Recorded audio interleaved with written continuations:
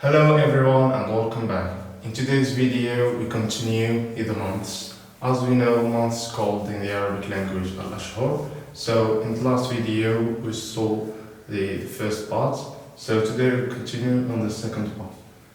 Yes, we have jwilia,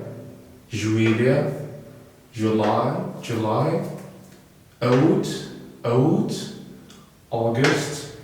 We have Sebtambar, which is September. We have October, which is October in English. We have November, which is called in English November.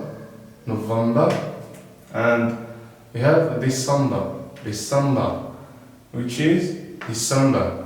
We have jwilia, July, Awte, August, September. We have October. We have November,